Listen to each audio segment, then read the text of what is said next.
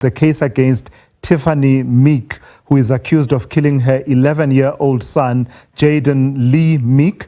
And that has been rolled over to tomorrow. That is at the Roodepoort Magistrates Court here in Gauteng for closing arguments by Meek's defense counsel. Defense lawyer Noven Naidoo cross-examined investigating officer Sergeant Nceba Diko on his handling of the investigation. Meek faces charges of murder, crimen injuria, and defeating the ends of justice.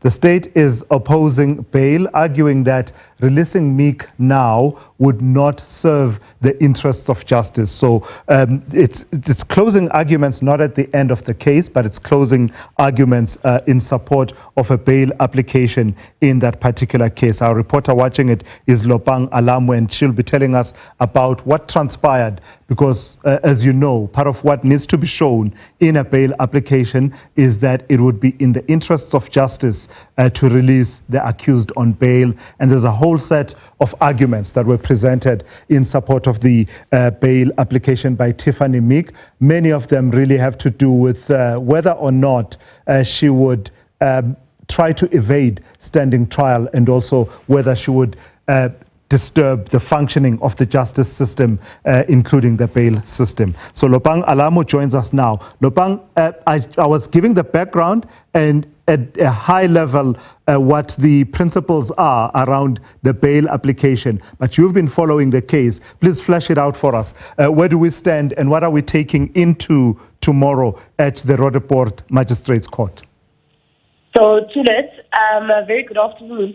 What we know at this point is that the state is definitely opposing bail, citing that Tiffany Meek has a greater chance of evading trial if she's given bail. We also do know that the investigating officer in this particular case mentioned as well the safety of Tiffany Meek, citing that she's safer inside, in custody, as opposed to being released and having now to get into contact with the community. Also stating that the community is up in arms. They want her to get bail, so she's definitely not going to be safe. But we also heard her legal counsel asking the state if she is really safe in custody. Someone might have the same intentions inside and harm her instead.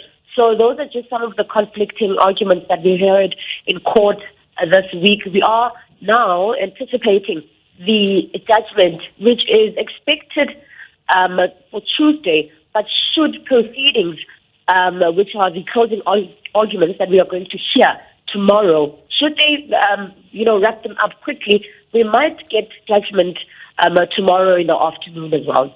So to take us back to the cross-examination of the investigating officer and this suggestion by Tiffany Meek's defense that the case was mishandled. What are they talking about?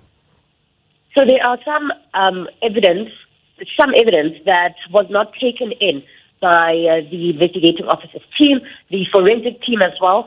Now, he questioned, there's a certain towel that the investigating officer mentioned, which he said had what looked like blood, right?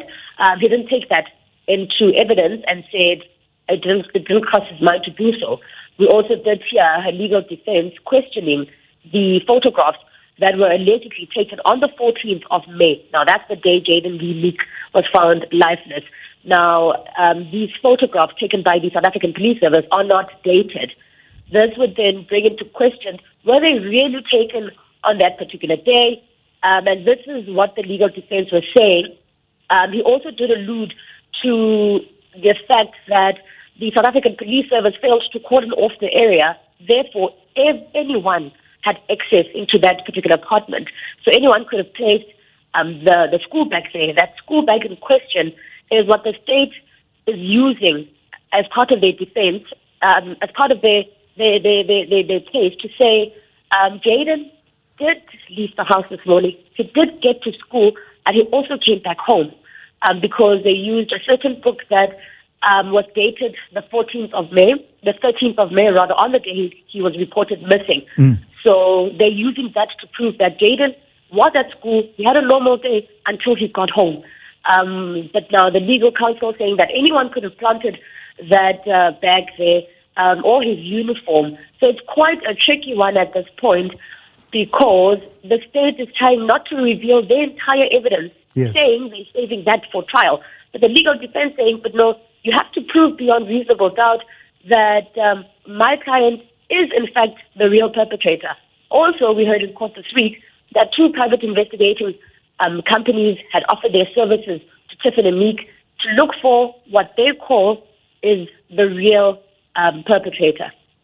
That's interesting. And it's always interesting, Lopang, the bail stage is not really the trial. So it's not meant to really give the full picture of what will be presented by the two sides. But usually it is revealing. You do get a glimpse of what the defense will challenge, including what evidence they will call into question. Lastly, talk to me about the public interest in this case. We've been seeing that there's a lot of public interest. And as you were saying, even in the bail application, that's a factor that is being weighed up. Definitely, we, from the beginning, so this is now since the arrest of the mother, right? And we can also actually take it back to the time when Jayden was found. We saw the community taking part in protests, having over memorandums, and those were a lot of people. And now the mom then gets arrested, has her first appearance in court, and it was packed outside court. We had really a lot of police officers on the ground and just trying to contain the situation, having placards outside court. And unfortunately, not all of them could get inside court. Court can only take so many people.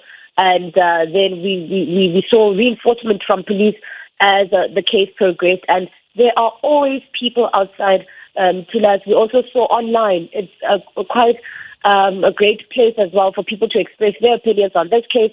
And this is really similar to the Jocelyn Smith case.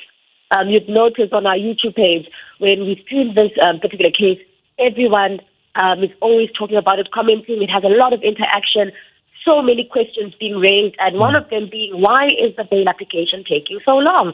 And others really just trying to figure out what could have happened.